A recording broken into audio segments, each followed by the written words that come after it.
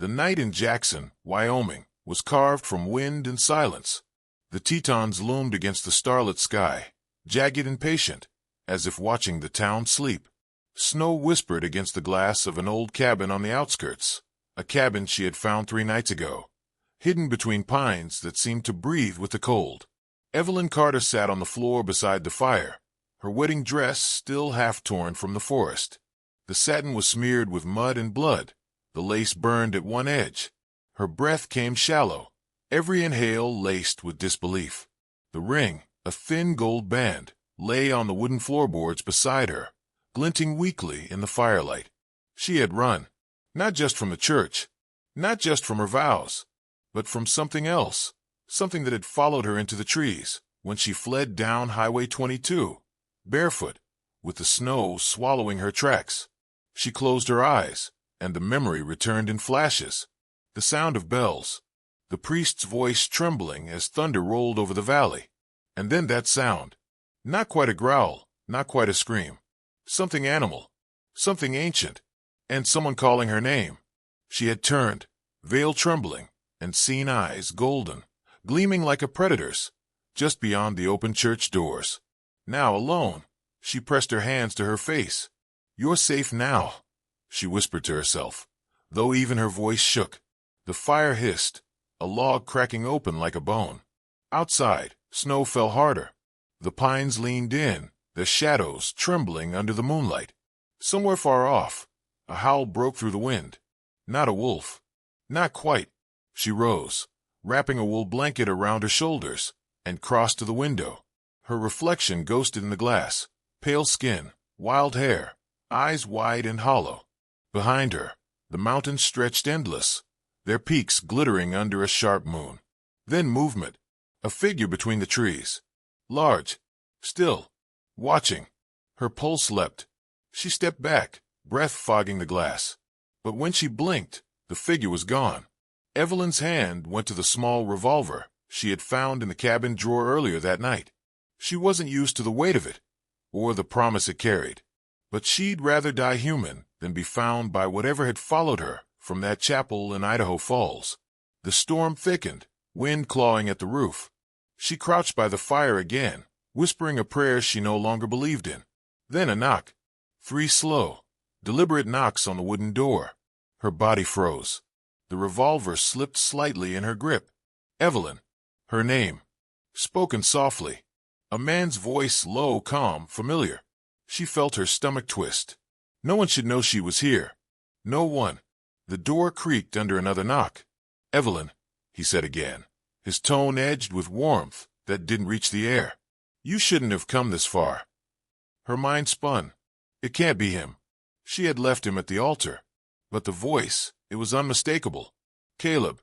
Her fiancé. The man she had loved since she was 19. The man she had seen change. "Go away," she whispered, but the words barely left her throat. "Open the door," he said, closer now. She could almost hear his breath through the wood. "You're freezing. Let me in." She took a step backward. The revolver shook in her hands. The door handle turned. "Locked." "Caleb," she breathed. "You're not supposed to be here." "Neither are you." His voice softened, almost tender. "You left me standing there, Evie. Do you know what that felt like?" Her chest tightened. "You're not the man I was going to marry." Silence. Then a low, guttural exhale that wasn't quite human. Her heart stopped. When the door finally burst open, the storm rushed in behind him, snow swirling like smoke, wind screaming through the cabin. Caleb stood in the doorway, tall and motionless, the moonlight catching the sharp edge of his jaw. His eyes gleamed gold. His breath steamed. His skin looked alive with heat. He stepped forward, closing the door behind him. "Why did you run?" he asked, voice quiet but pulsing with control. Evelyn lifted the gun. "Stay back." He stopped, his gaze locking on hers, sorrow and hunger flickering beneath the surface. "You wouldn't understand," she whispered. He tilted his head, eyes narrowing. "Try me." The room filled with silence, broken only by the wind. "You were changing," she said finally, her voice breaking. "That night in the woods before the wedding. I saw you. You think I didn't." Caleb's jaw tightened. The firelight shimmered across his face, catching the faint shimmer of sweat, or something else, something almost metallic. "You saw me," he murmured, "and you still said yes." "I didn't know what I saw." Her hands trembled around the revolver. "You said it was just a fever."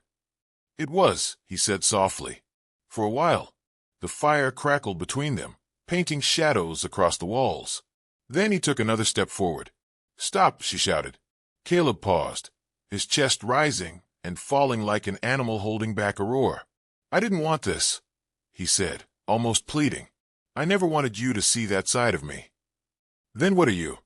He looked at her, long enough for her to feel the weight of years behind that gaze. "I'm what the mountains made me," he said. "What my father was before me. What you were never meant to love." The wind outside howled again, a sound that seemed to echo his words. Evelyn's fingers slipped on the gun. "I loved you," she whispered, "and I loved you enough to let you run." Her breath caught. "Then why follow me?" He smiled faintly, sad animal full of ache. "Because you're still mine under that skin." Evelyn took another step back, her heel catching the edge of the rug. The gun wavered, the trigger half pulled. But before she could decide, Caleb moved, faster than she could see. The fire went out in a gust of wind, and the cabin was swallowed in darkness. A single whisper brushed her ear. "You shouldn't have run to the mountains." Then came the sound of claws against wood, and her scream vanished into the storm. Morning came like a lie. Sunlight pushed through the cracks in the wooden shutters, washing over the cabin floor where Evelyn lay, motionless, her wedding dress stiff with dried blood and soot. The fire had long gone out, and only the faintest warmth clung to the ashes. She sat up slowly, wincing. Her throat ached as if she'd screamed all night. The revolver was still in her hand, though the barrel was cold, the hammer half-cocked. Caleb was gone. For a moment, she thought maybe he'd never been there at all, that the voice, the golden eyes, the rush of air that had stolen the fire, maybe they were all fragments of panic, hallucinations of a woman breaking under the weight of what she'd done. But then she saw the marks. For long, parallel grooves cut deep into the wooden door. Not human. Not possible. Her stomach turned. Outside, the snow was melting. Morning light spilled over the Tetons, sharp and silver, reflecting off the snow like broken glass. She could hear the river beyond the pines, cold, restless, alive. The storm had passed, but its silence was worse. She wrapped the blanket tighter around her shoulders and stepped outside. The air was thin and cruel, burning her lungs with every breath. Tracks in the snow led away from the cabin, deep, wide, and human. She followed them for a few steps before stopping. They didn't head toward the road. They led deeper into the trees, toward the mountains. Evelyn's pulse quickened. The wind carried a scent, pine, iron, smoke, and something faintly familiar, like the cologne Caleb used to wear. Her eyes stung. He's still out there. She turned back toward the cabin. The world was still, but the silence had a pulse. She could feel it in her chest, in the bones of the earth beneath her feet. The woods were watching her. By midday, she'd cleaned herself as best she could and changed into flannel and jeans she found in a chest by the bed. The clothes smelled faintly of cedar and gun oil. Someone had lived here before, someone who hunted, someone who knew the woods. On the old wooden table, she found a folded map of the Teton National Forest. Scrawled in black marker along the margin were the words, "They move at night." Evelyn traced the trails with her finger, eyes landing on a spot marked Red Hollow Ridge. Her chest tightened. That name, she'd heard it before. Caleb had mentioned it months ago, his tone too casual, like he'd been testing her reaction. A place his family used to camp when he was a boy. She shoved the map into her coat pocket. If he was still out there, if the thing she saw was truly Caleb, she needed to know how much of him was left. The afternoon light thinned to gold as she trudged down a narrow path through the trees, snow crunching beneath her boots. Each sound made her flinch, a branch snapping, a crow calling from above. But more than fear, something else stirred in her chest. Longing. It wasn't just the memory of Caleb's voice that haunted her. It was the memory of his warmth. The way he'd touch her neck when he thought she wasn't looking. The way he'd smell like pine and whiskey after coming home from the logging yard. the softness that only existed when he looked at her. He had been human once, and maybe some part of him still was. The forest thickened. The air grew heavy, the light dimming even before sunset. She reached a clearing and stopped. There in the snow stood a small wooden cross, a name carved roughly into it. Samuel Holt. Her breath caught. Caleb's mother's maiden name was Holt. She knelt beside the cross. The snow around it was disturbed, as if someone had been here recently. The scent hit her again, pine, smoke, and something darker. Then she heard it. Footsteps. Slow, steady behind her. She turned, gun raised, but it wasn't Caleb. A man stepped out from the trees, older, broad-shouldered, wrapped in a heavy coat and fur-lined gloves. His eyes were gray, sharp, scanning her with a kind of practiced caution. "Don't shoot," he said, his voice low, rasped by the cold. "You're trespassing on Holt land." She lowered the gun slightly. "Who are you?" He hesitated. "Name's Carter Holt." "And you?" Her lips parted. "Evelyn. Evelyn Carter." His expression shifted. "You're her." She tensed.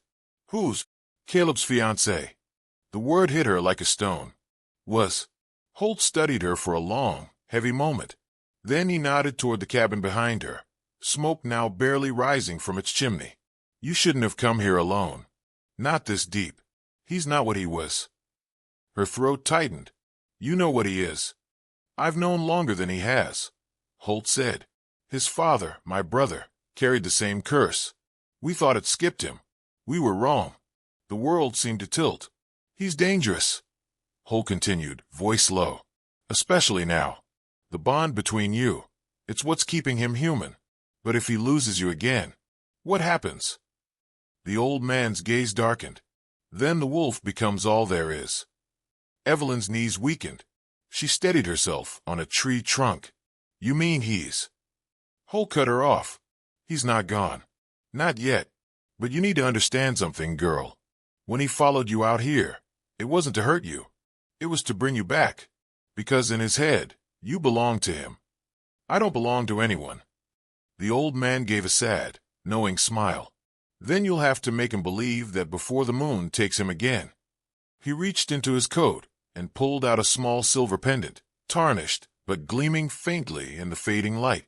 He pressed it into her palm. "Keep this close. It'll remind him of who he is. His mother's." Before she could speak, he turned back toward the woods. "Wait," she said. "Where is he now?" Holt paused. The wind carried his voice like a ghost. "Red Hollow Ridge. He always goes there when he's losing himself." And then he was gone, vanishing into the pines as quietly as he had appeared.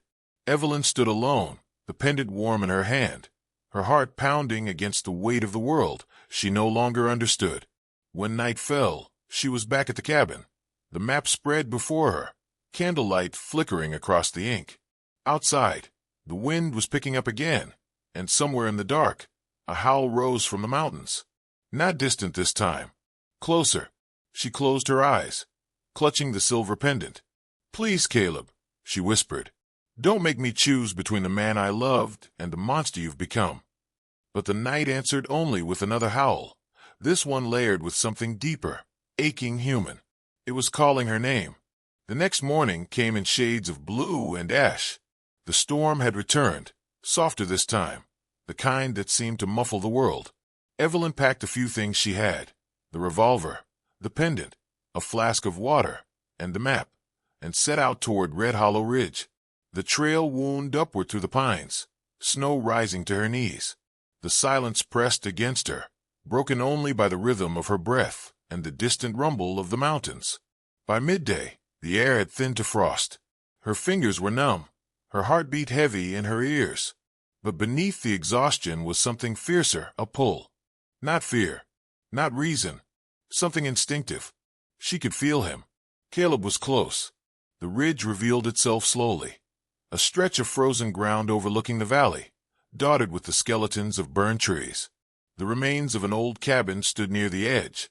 Its roof collapsed, the scent of char and wet ash still lingering decades later. Evelyn stopped at the threshold. The snow inside was untouched, except for one set of footprints leading to the back wall. She followed them. There, carved into the scorched wood, were words burned deep and uneven. I remember her. Her stomach turned.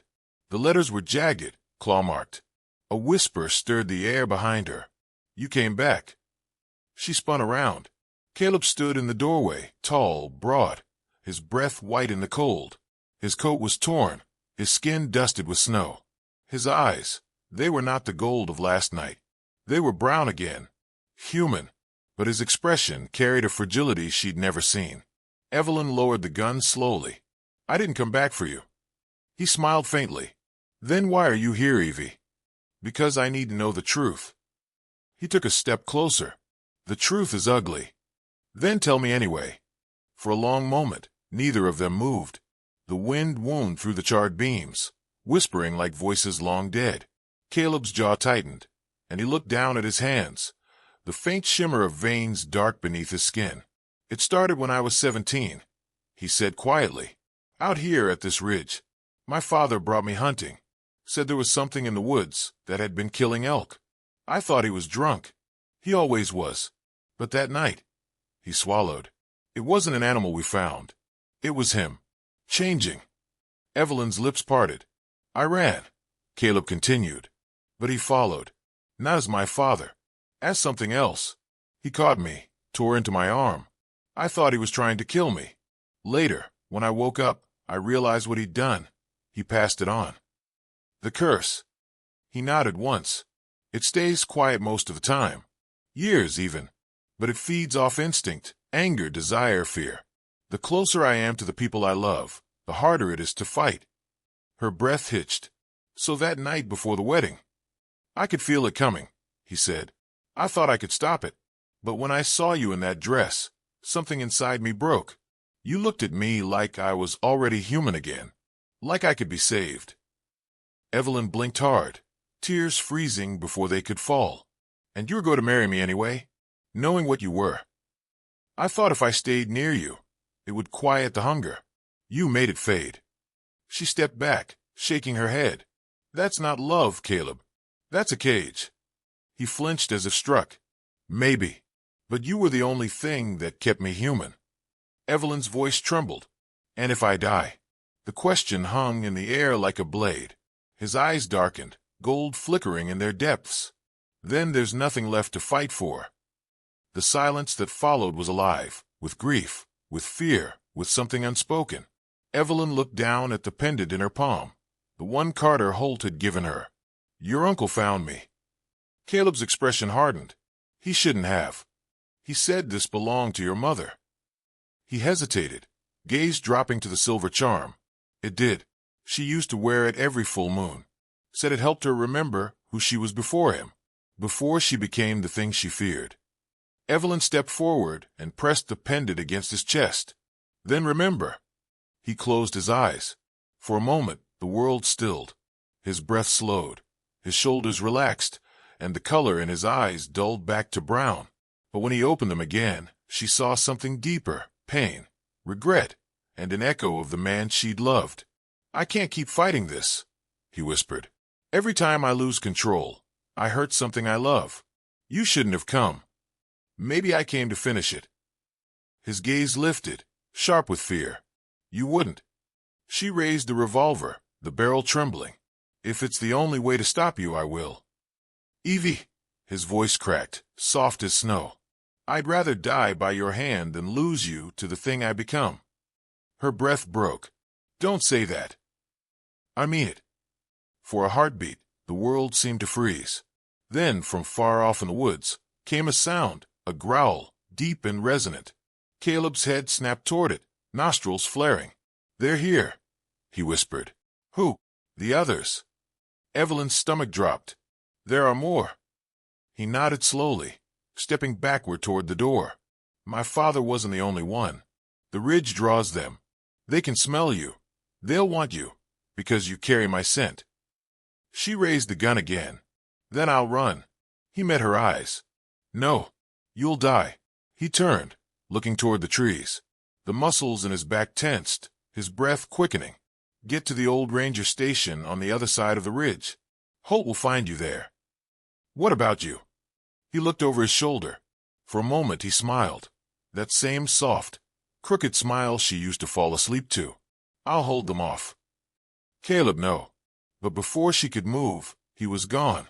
The sound of his footsteps vanished into the storm, followed by the low, savage roar of something no longer human. Evelyn ran. Branches tore at her hair and skin. The cold bit through her clothes. She stumbled through the snow, her lungs burning. Behind her, the forest exploded with sound, snarls, crashes, a symphony of fury.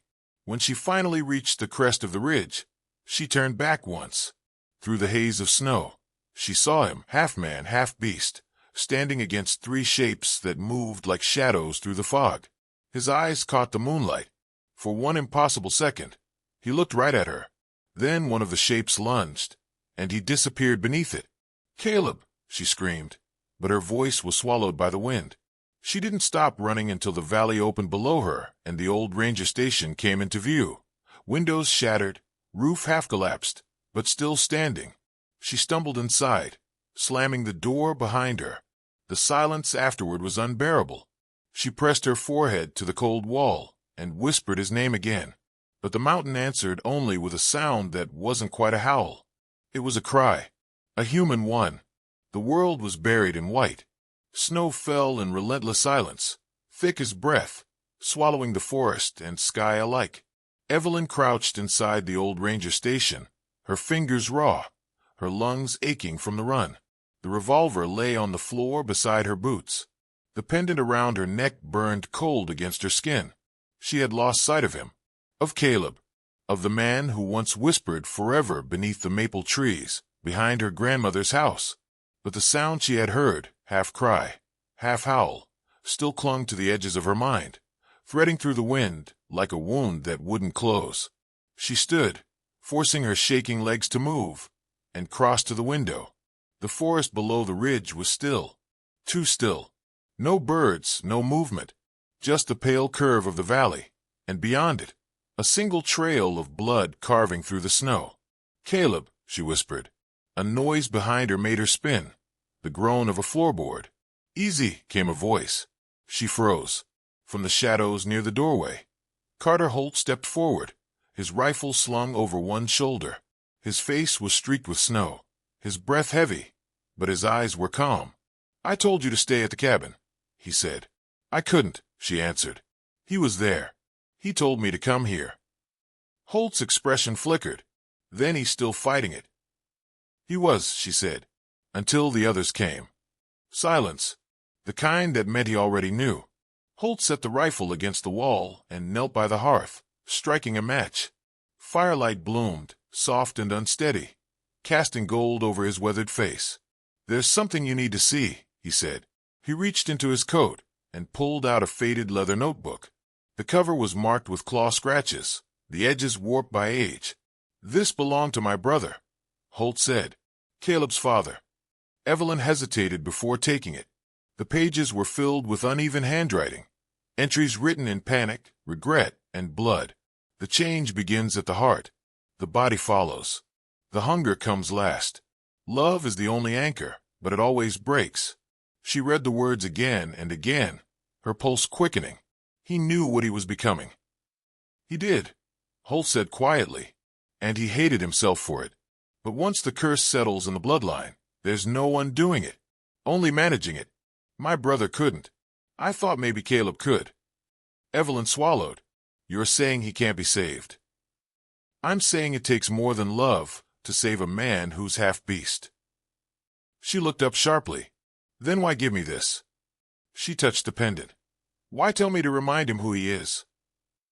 Because I've seen what happens when the woman he loves runs, Holt said. His eyes softened, shadows of old grief moving through them. His mother tried to flee the same way you did. He found her in these woods the night she died. Not as a man, but as what he's become. Evelyn's breath caught. He killed her. No, Holt's jaw tightened. But he watched her freeze to death, because he was too afraid to get close. Too afraid he'd hurt her. That guilt, that's what keeps him half human. That's what's kept him searching for you. She sank into the chair beside the hearth, trembling. He followed me because of that. He followed you because you're the only thing that keeps the wolf from winning, Holt said. But if the bond breaks again, if he believes you're gone, then the last of him goes with it. Outside, something slammed against the door. Once, twice. Evelyn's head snapped up. Holt grabbed his rifle. Back away. The door shuddered under another hit. Then silence. Holt moved slowly toward the window, peering out into the storm. "It's not him," he muttered. "It's one of the others." The glass exploded. A shadow burst through, claws flashing. Holt fired, once, twice. But the creature was too fast. It hit him hard, knocking him backward into the fire. Sparks exploded into the air. "Run!" Holt shouted. Evelyn stumbled back, heart pounding. She grabbed the revolver, turned toward the open doorway, and froze. Caleb stood there. His body was slick with blood, his shirt torn, his skin fevered. His eyes burned gold in the firelight. But his face was still his. "Evie," he rasped. Behind her, the other creature roared, a black shape with eyes like molten silver. Holt lay still by the fire, his chest unmoving. Caleb lunged, grabbing the beast by the throat and slamming it into the wall. Wood cracked. The creature snarled, thrashing, teeth bared, but Caleb's strength was inhuman. He crushed it, bones shattering beneath his grip. Then he turned to her, chest heaving, blood on his hands. "It's over," he said. "You're safe." Evelyn backed away. "You killed it." "I had to." "You're bleeding." He looked down at his arm. The gash along his side was deep, pulsing dark. But the way he looked at her, it wasn't pain. It was hunger. "Caleb," she whispered, voice trembling. "You're changing again." He shook his head. "No, I can stop it. I just need—" He reached for her hand. "I just need you." She stepped back. "No, you don't need me. You need control." "I am control," he shouted, the sound low and guttural. Evelyn raised the gun. "Then prove it. Stand still." For a moment he did. His chest rose and fell. His jaw trembled. But then something shifted. The muscles in his neck tightened. His teeth bared. His eyes flashed, gold spilling like wildfire. He dropped to one knee, groaning, fingers digging into the floorboards. "Run," he gasped. "Please, Evie, run. I'm not leaving you again." He lifted his face, half human, half beast, voice breaking through the growl. "If you stay, I won't be able to stop myself." She hesitated, tears blurring her vision. "Then end it, Caleb. End it before it ends you." The look he gave her then wasn't rage. It was sorrow. Pure, infinite sorrow. He took a slow step toward her. "If I die, you die with me." Her finger found the trigger. "Then I guess we'll both find out what's left of love after this." The shot echoed through the mountains like thunder. Caleb fell to his knees, eyes wide, not in anger, but in relief. The light faded from them slowly. Evelyn dropped the gun, sobbing, catching him as he collapsed into her arms. "I'm sorry," she whispered over and over. He smiled faintly, blood painting his lips. "Don't be. You set me free." His breathing slowed. His pulse faltered. And then stillness. The snow outside stopped falling. The wind quieted. She held him until his skin grew cold. Then, through the silence, came a low sound from the woods beyond the ridge. Not a howl this time. Not an echo. A reply. 3, then 4 more, answering calls from the darkness. And deep in the storm, their golden eyes began to appear, one by one. The sun rose late that morning, filtered through clouds the color of ash.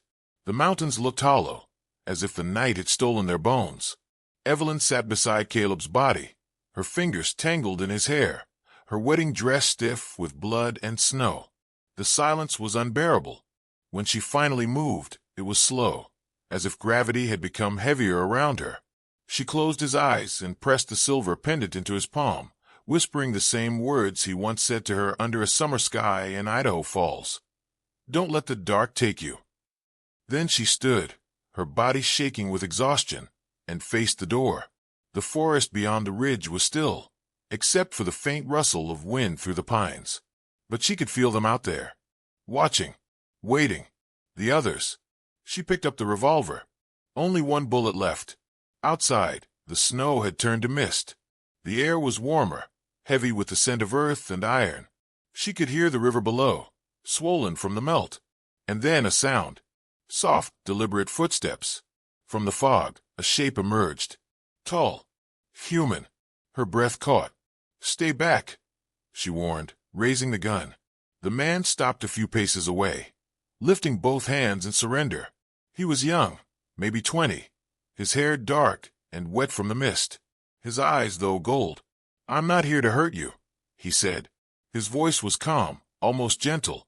"He told us to protect you." Evelyn's grip tightened. "Who did?" "Caleb." Her pulse stuttered. "He's dead." The man nodded slowly. "I know. I felt it." He stepped closer, his breath visible in the cold air. "He fought us. He fought himself. He did what no one else ever has. He killed the hunger. The moment he died, the curse began to break." Evelyn's throat tightened. "That's not possible." "Look at me," the man said. His eyes flickered, gold melting into brown. Evelyn lowered the gun an inch. "You're changing back." "Because of him," the man said softly. "Because of you." Her knees nearly gave out. "I didn't save him. I killed him." He shook his head. "You freed him. He carried this curse alone. When you pulled the trigger, you gave him what he couldn't give himself, release. And when his blood hit the snow, it carried everything with it." The forest stirred then, faint sounds echoing from the ridge, branches breaking, birds returning to the air. The mist began to thin, light filtering through like breath. Evelyn looked toward the cabin. The air above it shimmered faintly, as if heat rose from the frozen ground. "He's gone," she whispered. The man, the last of the pack, nodded. "He is. But he left something behind."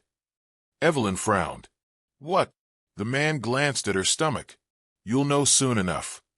Her breath caught. "That's impossible." "Maybe," he said, his tone unreadable.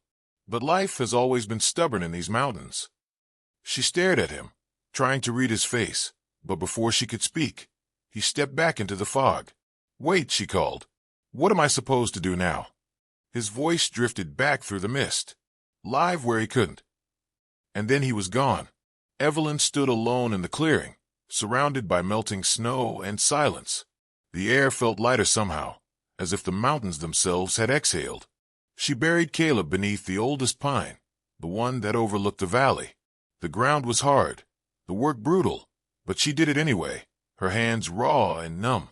When it was done, she placed the pendant atop the mound of snow and whispered, "I'll carry what you couldn't." By the time she reached Jackson again, spring had begun to creep into the air. The river ran faster, the roads clearer. The town, so distant and peaceful, felt like a world she no longer belonged to. She rented a small cabin near the Snake River, one with wide windows and silence she could fill with her own breath. She worked at the diner, kept to herself, and every night, she wrote his name in the frost that formed on the glass. Weeks passed, then months, and one morning, as dawn painted the sky in pale gold, she woke to the faintest movement inside her, a flutter beneath her ribs, fragile and certain. Her eyes filled with tears. It was real.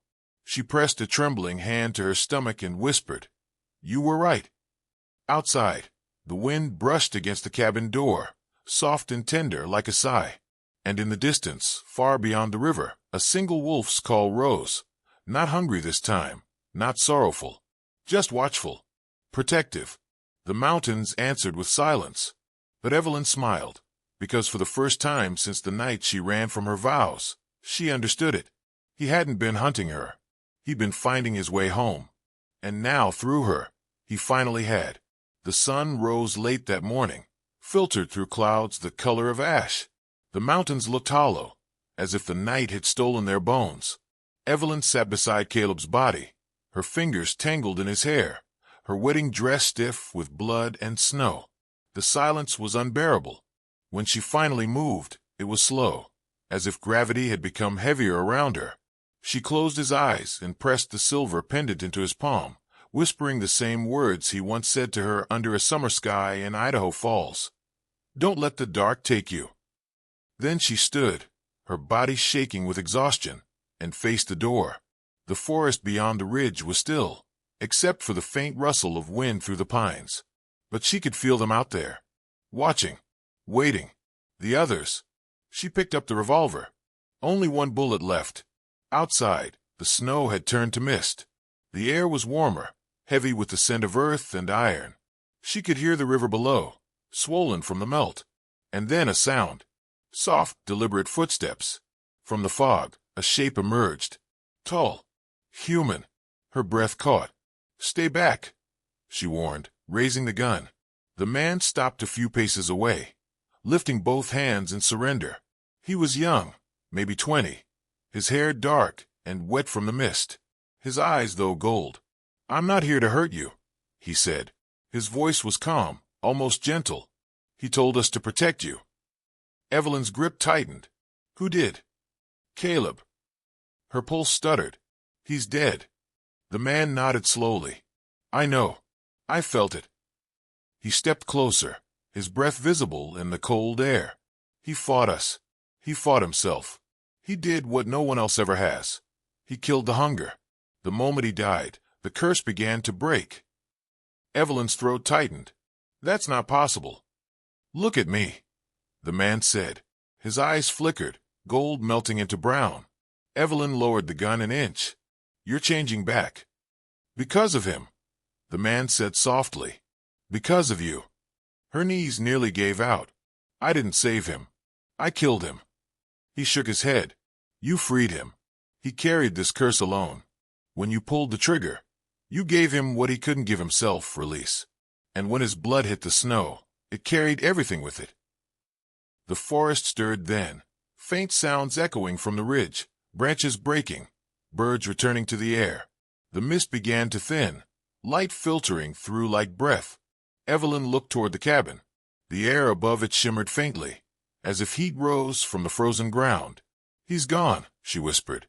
The man, the last of the pack, nodded. "He is. But he left something behind." Evelyn frowned. "What?" The man glanced at her stomach. "You'll know soon enough." Her breath caught. "That's impossible." "Maybe," he said, his tone unreadable. "But life has always been stubborn in these mountains." She stared at him, trying to read his face, but before she could speak, he stepped back into the fog. "Wait," she called. "What am I supposed to do now?" His voice drifted back through the mist. "Live where he couldn't." And then he was gone. Evelyn stood alone in the clearing, surrounded by melting snow and silence. The air felt lighter somehow, as if the mountains themselves had exhaled. She buried Caleb beneath the oldest pine, the one that overlooked the valley. The ground was hard, the work brutal, but she did it anyway, her hands raw and numb. When it was done, she placed the pendant atop the mound of snow and whispered, "I'll carry what you couldn't." By the time she reached Jackson again, spring had begun to creep into the air.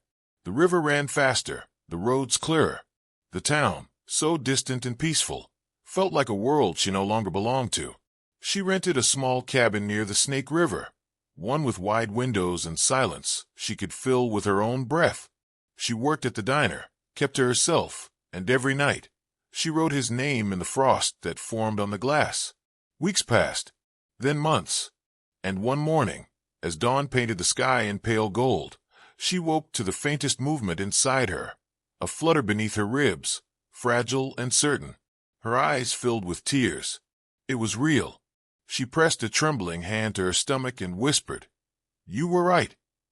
Outside, the wind brushed against the cabin door, soft and tender like a sigh.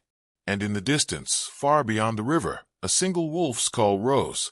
Not hungry this time, not sorrowful, just watchful, protective. The mountains answered with silence. But Evelyn smiled, because for the first time since the night she ran from her vows, she understood it. He hadn't been hunting her. He'd been finding his way home. And now, through her, he finally had.